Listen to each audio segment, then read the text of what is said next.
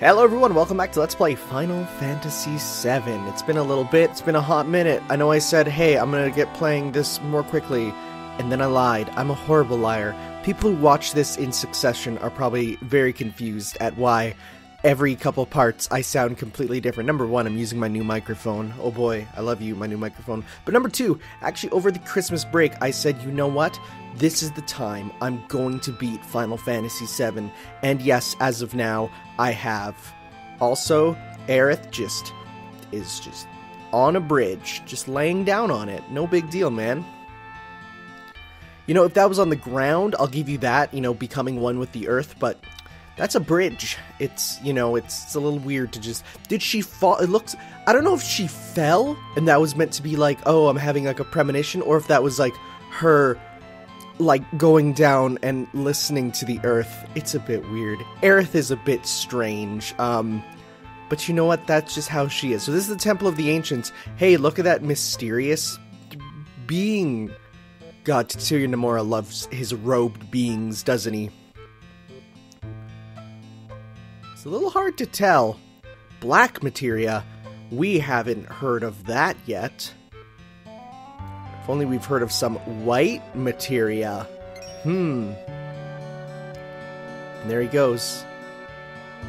Sayonara, my dude. I have beat the game, and I'm still not 100% sure on what is up with the tattooed people. Also, hey, it's Sang. What's up, my dude? We don't ever fight you. I don't think. It's mostly the other Turks, but... I wonder what Sephiroth is here looking for. Except it's not really Sephiroth. Which is still... That's another whole thing that, like, is weird about this game that I feel a lot of people get wrong. Like the President, apparently. Like, you only really fight Sephiroth at the end. And I definitely feel like when this game gets its remake, which someone on Twitter came after me because I was talking about the remake, and they were like, hey, the remake doesn't exist. It's all a ploy. It's like the Final Fantasy VII PS3 tech demo. And I'm like, yeah, but that was never said to be a game. That was always said to be a tech demo. This has, like, the Final Fantasy VII Remake has collaborations, interviews, like, even, like, in the mobile games, you can play through the Final Fantasy VII Remake event, which is, like, it's, like, literally meant to advertise the 7 Remake. If for it to be a huge elaborate ruse would be literally the most insane thing ever. But, yeah, here we are in the Temple of the Ancients. Let's just pop the keystone in. And these, these start glowing.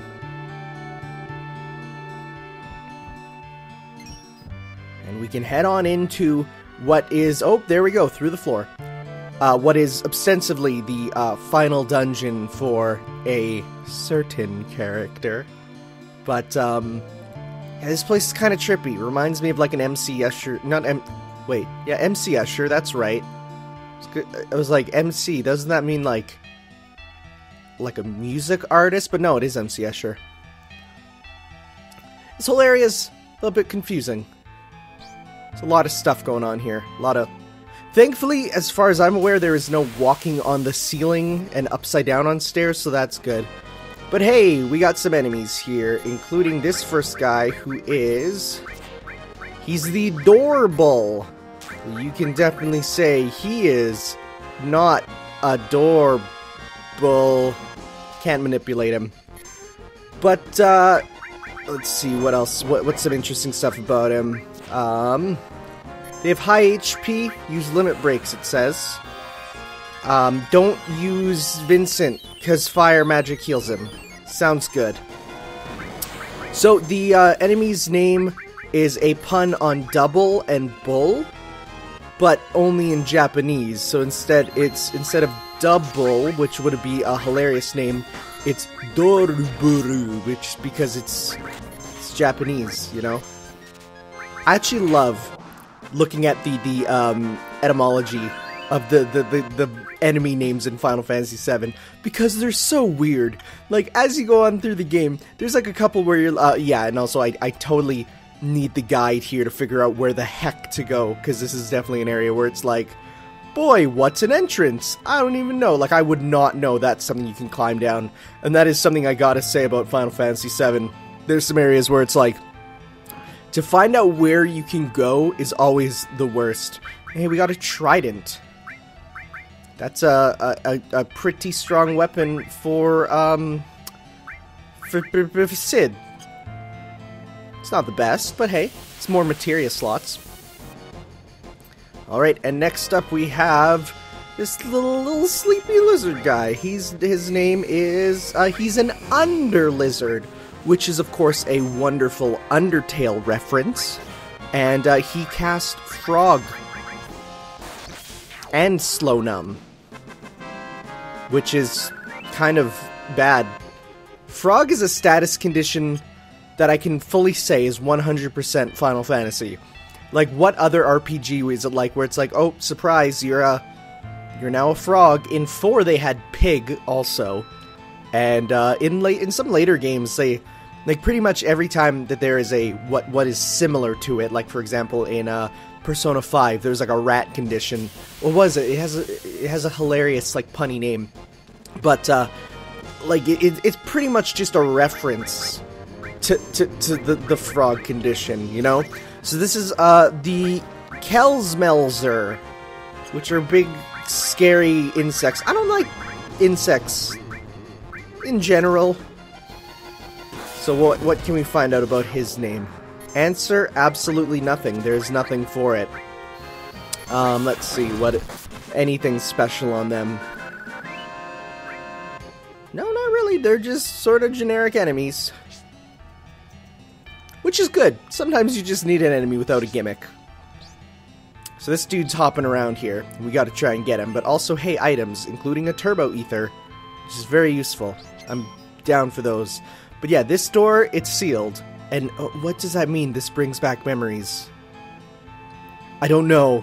There's some cryptic stuff that's said in this game that I'm like, I don't know what it means. And again, it brings me back to the whole thing of, I find it just so strange that this is the Final Fantasy game to mainstream audiences, because in my eyes this is up there with like 13, which also is a mainstream one apparently, for just generally confusing story and gameplay. Well, not gameplay, the gameplay's fine, but it's like the story of this game is very strange.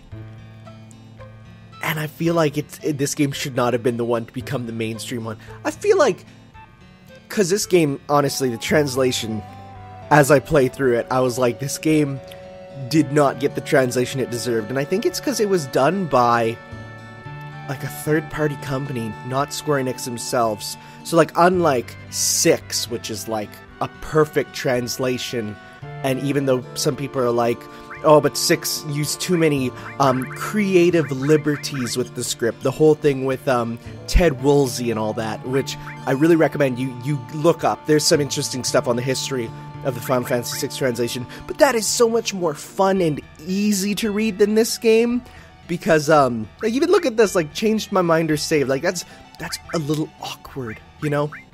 But so yeah, this I gotta say though, this game with all of its save slots, I think I used about 100 of them by the end.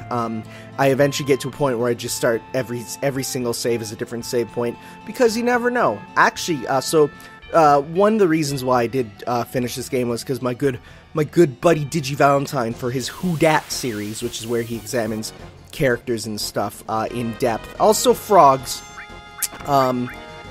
It's hilarious, and now Sid is a frog.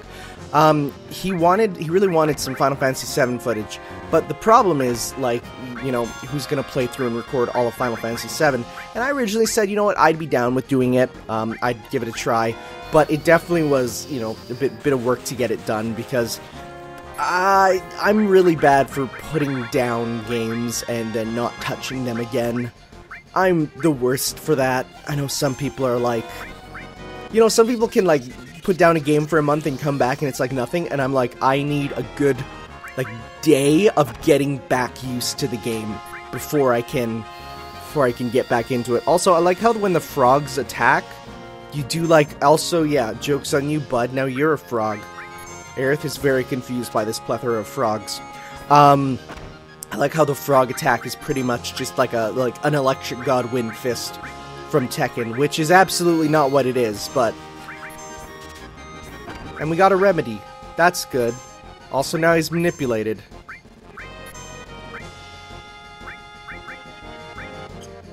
And I'm like, uh-oh, none of these seem like good options.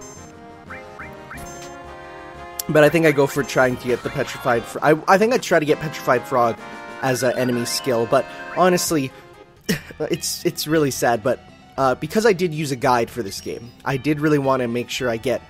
Because this game has missable stuff, and that is my biggest fear for video games, is missable stuff, so... I used a guide to make sure I wasn't missing anything, but as such, this then made it so that when I was playing, it would tell me, hey, go get this skill, because it's super powerful. And pretty much by the end of the game, I was rocking it with some of the most powerful stuff, because, wow, enemy magic totally ruins the game, doesn't it? I can 100% see why people like to say, you know, don't use... Also, I am super confused trying to get around here. Boy, I love this area. I can see why some people do no enemy materia run, because, like, wow, yeah, that sure breaks the game. I should have cut this out. Oh, whatever. You get to see my thought. I was honestly, I'm like, I need to record some more of this for the actual Let's Play, and I'm not going to edit it, whatever. But for later parts, I definitely will, because there's parts where I, for an extended amount of time, stand there and read the guide, which is not good, because, you know, for me playing casually, it's fine, but when you remember you're being recorded at every single second of your YouTube existence, then it becomes a little scarier, so... Shoutouts to this area for being like that. Oh, am I gonna find it? Nope, that's a wall. On the one hand, I do really miss these wonderful hand-painted environments that you can walk on.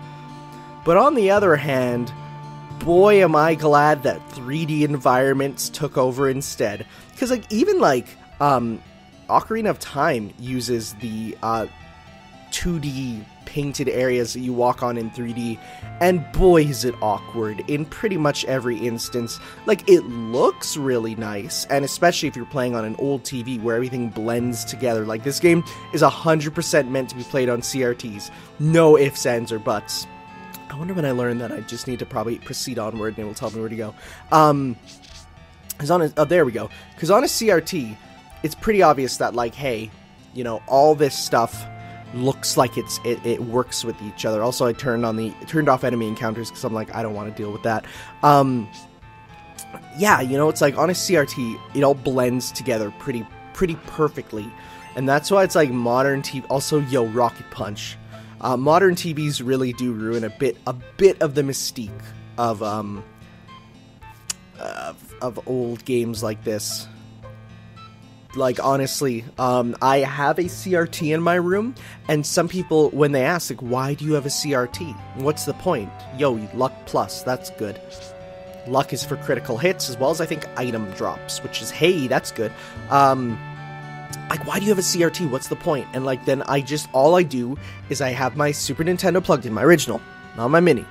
I will say the Mini does wonders for how it looks. So if you're going to play on a modern TV, use a modern console, obviously. But if you're playing an old console, use it on an old TV.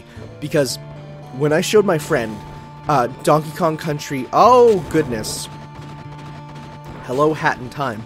I showed my friend what Donkey Kong Country... Ow, that hurts. The original Donkey Kong Country. Also, wow, that sucks. Can you stop? Thank you. This section is not fun. Yeah, no, I showed my friend what Donkey Kong Country looks like the original on an old TV, and he was like, is this what, like, it was supposed to look like? And I'm like, absolutely, because it looked so crisp and clean. The blending on the sprites looked so well, like, just so beautiful. And yeah, this section super sucks. Like, no word of a lie. You kind of have to, like, run forward and hope for the best. Also, hey, there's a heal. Morph Materia is very useful. Really recommend Morph Materia for... There's some enemies that when you go to kill them, if you use Morph instead of killing them, they... Oh, dang. Oh, no. Well, at least we're brought back there. They turn into useful items. And some of these items, for most enemies, it's just going to be like, hey, I became a potion, or I became an X potion or something. But then there's some enemies, it's like, you kill them, and they become, say, ribbons, which, are the best equipment item, pretty much, bar none. You want to use ribbons if you can. But then there's ones, I think these are random, being able to proceed forward, because some of these it feels like you honestly can't. Some of them also become the items that will also thank you. That just disappeared, which makes it a lot easier. You could probably even just run through and not worry about the materia till after. But there's some that become the power sources and all that, the ones that permanently increase your stats. So if you want to increase your stats, you'll have to like grind out and get those power sources and stuff. Yeah, I think it's pretty much implied that what you want to do is just do the whole section, then come back here. Look into this pool of water. Oh, how lucky. It's the knowledge of the ancients. Which is, be nice if they could take this outside and give it to the world. It'd probably solve some issues, but... Girl is just putting her ear to the water. They really, there's a lot to do with the ancients in this game, but you really don't learn about everything. Like, what they are. Like, the background there makes them look like Egyptians, which is a bit strange. This is a flashback because Seng is down there.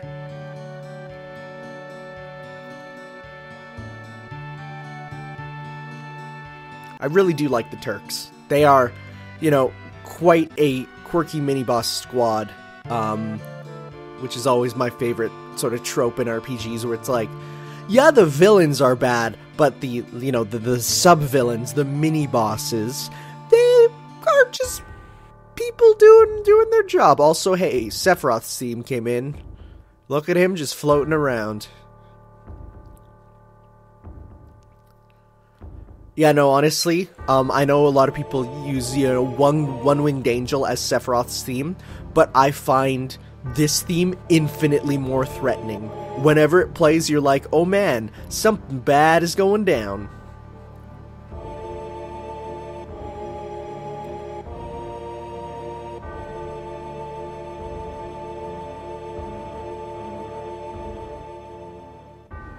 So, yeah, this is not Sephiroth per se, but arguably it is. I really can't wait for...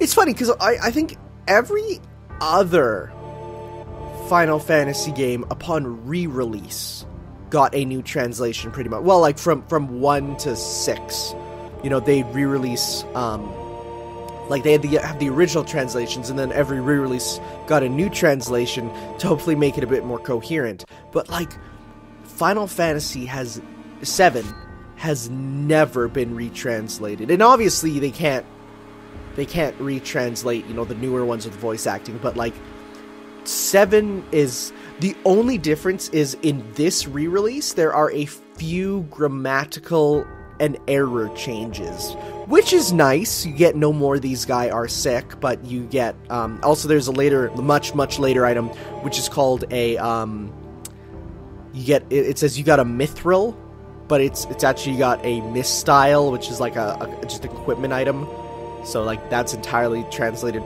wrong. But it's like that. Other than that, the main story is kept the same, which I have a hard... There's something about the way it's written which is just difficult. Also, this guy is so nice.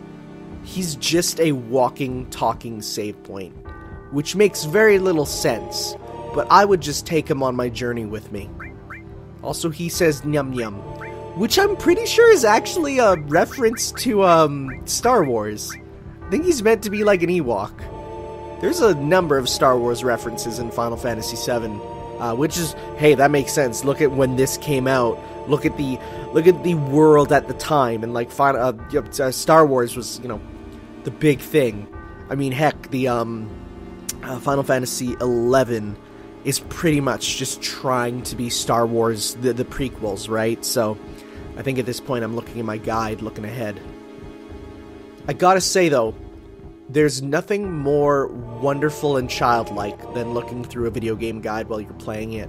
I remember as a kid, I for signing up to Nintendo Power, I got the Super Mario Sunshine guidebook, and I remember just reading through it all the time, and it was so weird that just reading it was enjoyable, but like, I wouldn't even play it.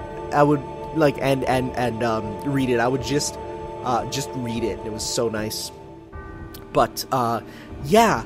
The other Star Wars stuff is like Biggs and Wedge, which are obviously in pretty much every Final Fantasy as characters now. That's a reference. Biggs and Wedge were Luke's friends back on Tatooine. Who else is there? There's a good number of Star Wars references. Okay, this really sucks. I do apologize for this. I really like reading ahead. I actually did skim through this to make sure there's nothing cut out, and I looked at it, I'm like, no, it should be good. Oh, how wrong I was. So, okay, question of the day. What is everyone's favorite reference in an RPG to something that is not Japanese? There we go. You know, like Western media, Western cartoons. What's your favorite reference? Oh boy, I remember why. This room sucks butts. Well, it doesn't suck butts, but basically, every single room here, from 1 to 12, gives you a different place to go. So I'm gonna count them down for you right now, because I'm not gonna go to all of them, obviously. Number 1 is a trap room. Don't go there. Number 2, it's a blocked passage. Don't go there. Number 3, it's a trap room. Don't go there. Now number 4, though, which we're going to right now, is actually where you get the first of the ultimate weapons for the game. So this is where you actually get Aerith's ultimate weapon. Now the weird thing is the number 4 is spelled I and not VI. It's a bit strange. But yeah, this is the ultimate weapon for Aerith. It gives you full materia slots. It's, you know, makes you pretty strong.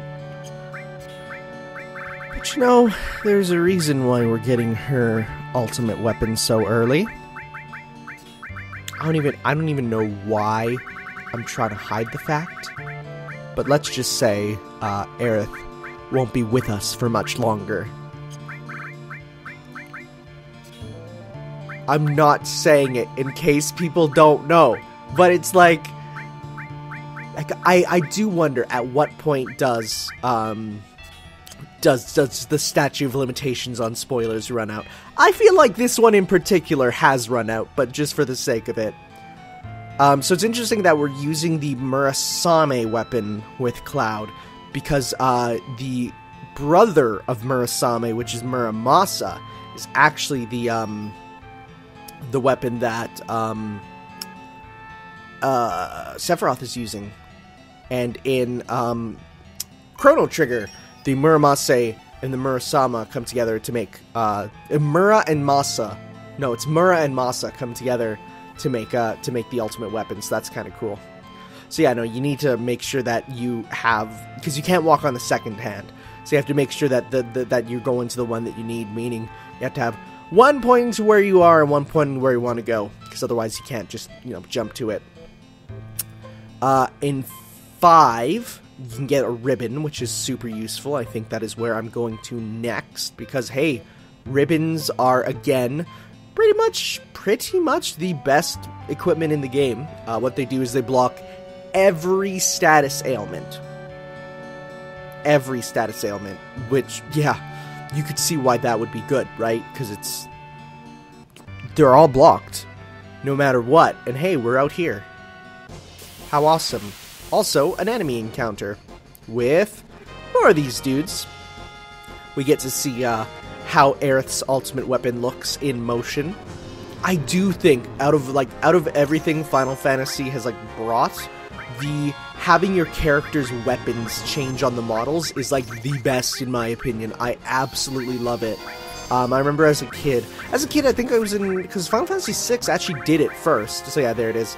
I remember seeing noting that when you change the weapons in Final Fantasy VI and seeing the sprites actually change what they attack with, I just remember thinking that is the coolest thing ever, and I hope every video game in the future, does this. And lo and behold, hey, that's super normal in RPGs now. But there was a time when it was ooh, I really hope they change. Also, hey, my all materia leveled up, which is very good. And we got the ribbon.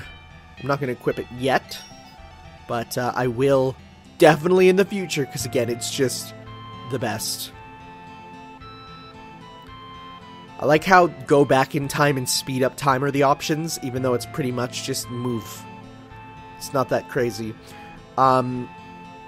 So 6 brings you to the gate room, which I don't know what is there, but it is a room. 7 brings you to a treasure room with something called the trumpet shell, which I'm pretty sure is a weapon for Ketchi. 8 brings you to a treasure room with a mega elixir. I'm going to go get that, though. What is the gate room? I don't think I should go to it. The gate room is... let's see here. Gate room. It has nothing on it. Cool. I'm sure a good player would go to every room and see what it is for themselves, but I pretty much went to the ones that it told me to on my guide. It was a good guide. I really enjoyed it. And also, I'm wait a second. I'm going back to where I was before. What am I doing? Hey, I need to fix this. Oh, right, because one of them is to get to the bottom of the well. You need the second hand to push you off. And there's a T-Rex. It's no biggie. It's a big old T-Rex. Oh, and here we're fighting just a little dragon. It's called the Ancient Dragons. So the Ancient Dragons are, let's see, what do they do? They're dangerous as they attack twice per turn. They can use Southern Cross, which inflicts non-elemental damage to one party member. And I'm pretty sure you can get it to be a enemy skill. I'm pretty sure. I'm actually super wrong, probably. Also, hey, we're getting Zentetsuken. So normally if you attack with Odin, you get Gungir, which is his lance. But no, Zentetsuken is the best one to get with him, because it's an instant kill. It is just, he dies instantly. It is, in this one it's called Steel-Bladed Sword, but honestly, Zentetsuken is just the coolest thing ever. So these guys are decently difficult, but not too bad.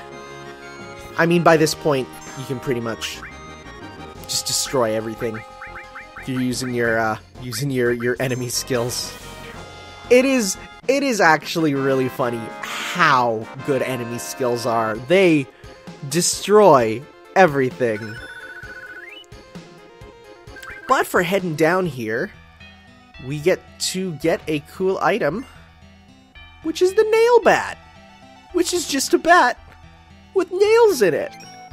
And the funniest thing, the best thing in my opinion, is that the nail bat literally is the DLC weapon for Cloud in the new Dissidia game, which is another reason why I really wanted to beat this game, because, you know, I'm excited for Dissidia NT. And so you can literally have Cloud doing all this acrobatic cool stuff with just a bat with nails in it. And it's hilarious. I love it. The nail bat is my big favorite. And it's because it's funny, because I had a friend who just recently got into Final Fantasy. He's not super huge into it, but he really liked 15. And he's like, you know what, I'm going to try and play some of the other ones. And, he, when he saw that was the DLC weapon, he was like, dude, that is literally just Lucille from The Walking Dead, which a character named Negan uses. And I'm like, you're not wrong, but I mean, it's also, like, not 100% right. Like, you know, this came way before it. It's not just, they didn't just put it in as a reference, like, it's from the game itself, you know. But, the nail bat is, I think, a one with 0 materia slots. I mean, obviously, it is a nail bat, but, by getting it, you can, you know, if you want to do a materialist run, which people totally do, you can. So we head to 6, and 6 is where we actually have to go. So, in one of the trap rooms, you can run into an enemy called the 8-Eye, which I don't think I actually fight, which is just a bunch, it has a lot more than 8 eyes, but it's just a bunch, it's like a big blob with eyes all over it. I actually didn't know that this enemy was from another Final Fantasy game, but, because I remember fighting them in Final Fantasy 15, where it was just called a Hecto-Eyes, but no, it's in this game too. We don't fight it though. But of course, all these enemies, like, you can pretty much have to fight them all in the battle square. In this, you know, if you miss an enemy, you can probably find it in the battle square. And there's actually battle square exclusive enemies pretty much, because there's a couple areas in the game where they have enemy encounters coded into them. But also, yeah, this is one of these, you know, Scooby-Doo style things. They have all the, like, the enemies coded into them, but you can't actually fight them because you don't walk around there. It's just for cutscenes. So as such as, like, for example, the Tonberry, which is a very, very, very famous Final Fantasy enemy, you can't fight it in the area it's programmed to be in. You have to fight it in the battle square, which is weird because you do fight the improved version of it. Also, hey, the door was unlocked. We did it. This is just generally confusing. Nyum nyum to you, good sir. Yeah, no, honestly, the ability to turn off encounters is the best. I know some people might view it as slightly cheating for this game, and I can understand if you would be the one to be like, hey, maybe not, you know, play this game as it's meant to be. But it just makes the process smoother, which I like. I can see why people would not want to turn that on, though, for sure. But let's head on up and head into this door, which leads to, hey, I recognize this area. It's the room with all the murals.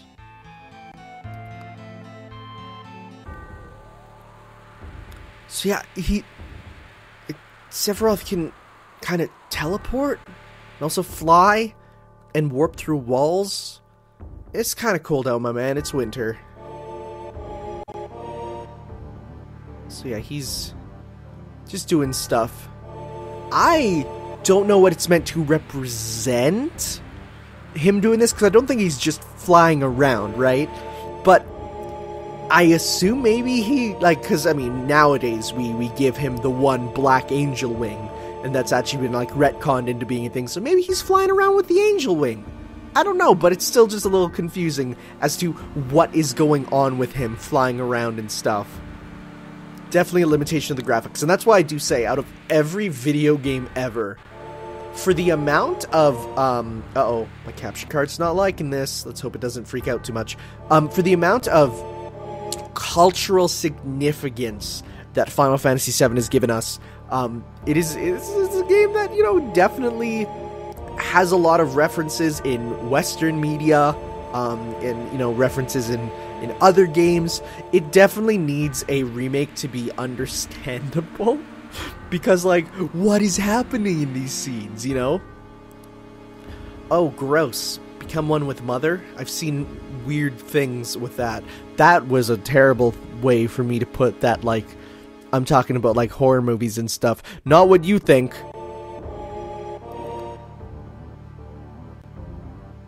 Spirit energy. Oh boy. We're gonna do some Naruto Jutsu stuff.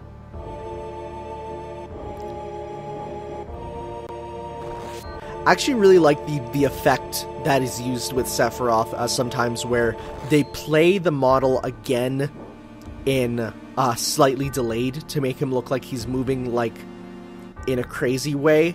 They actually use that in the final boss with Sephiroth. Spoilers, he's the final boss. Not the first form of it, but it looks unhuman and incomprehensible, which I think is the intended purpose. Because, you know, pretty much most Final Fantasy games go with the weird biological horror stuff, and so, you know, by making this one be almost like a godly biological horror, it looks good. We'll get to see that again much later, but so, knowing the murals, you can actually read what's going on, which is kind of cool. Cloud's having a bit of a moment. Look at them shoulders go. Look at them go. So yeah, Cloud, my dude, you doing okay? See, now he's also using the doubled model thing, which I think makes sense for what's going on here. But you ever have one of those days where you just run through every cycle of animation you have?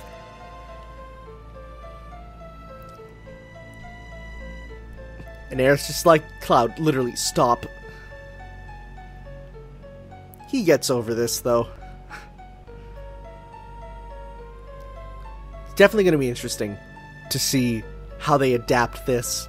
Again, I know a lot of this is me just like, and in years to come, people are going to be like, dude, Final Fantasy VII Remake didn't even include this scene. Why are you talking about it? But it's like, a lot of this game is open up for interpretation in different ways, and that's why I'm excited to see it.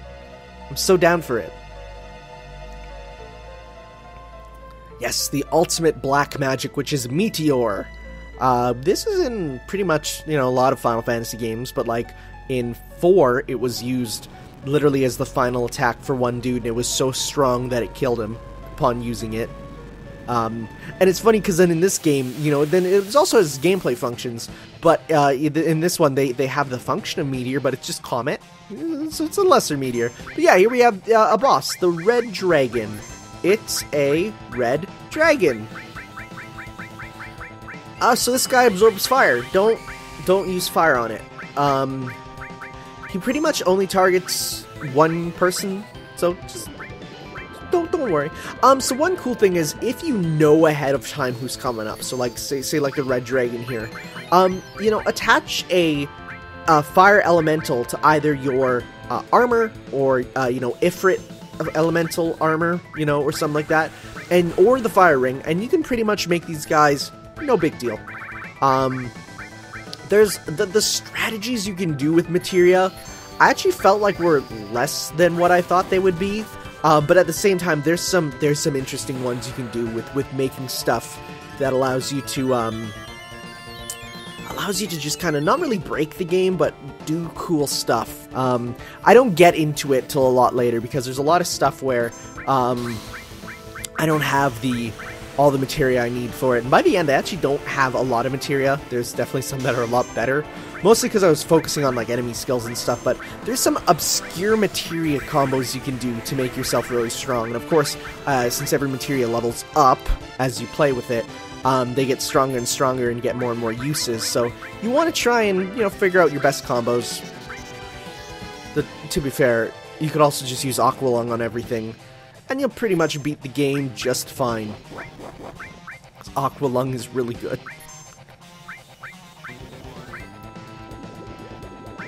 I honestly don't feel like they'll have enemy skill materia back for the 7 remake.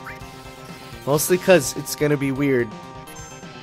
Because honestly, I don't think it's going to be a gameplay remake at all. I think it's pretty much going to be, well, I mean, like, we know that it's you know, uses action combat and stuff, and limit breaks are just stuff, like, super moves you do in combat. But, like, I'm pretty sure, like, a lot of people are saying, well, how will you use, like, all these in combat? And I'm like, I don't... Oh, sorry. Oh, that's the worst. I coughed right into my new microphone.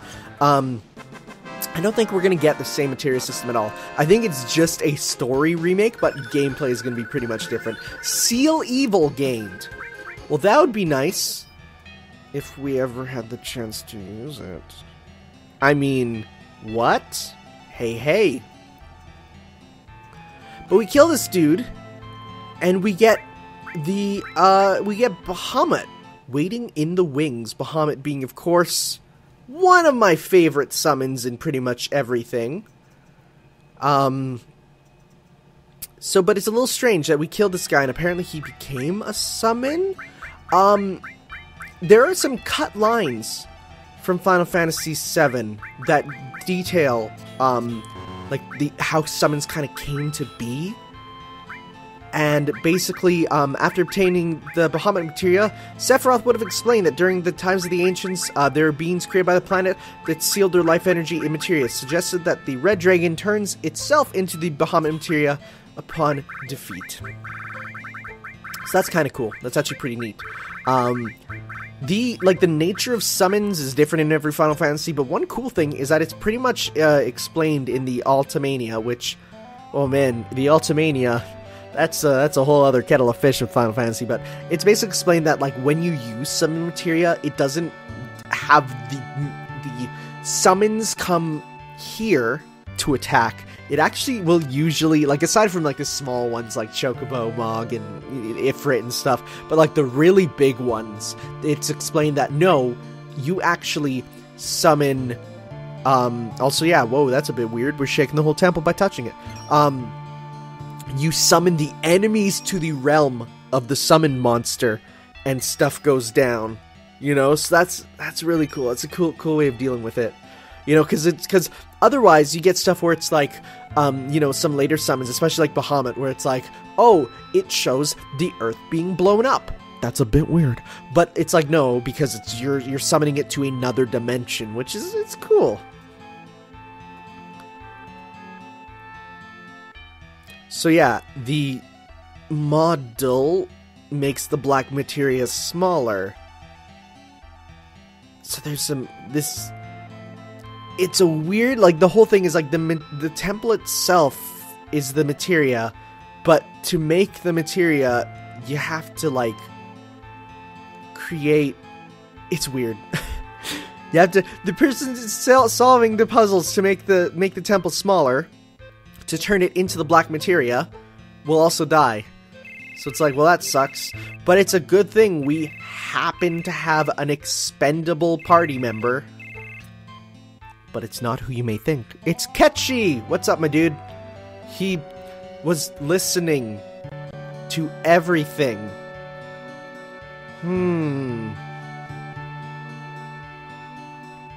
Ketchy's weird. I definitely...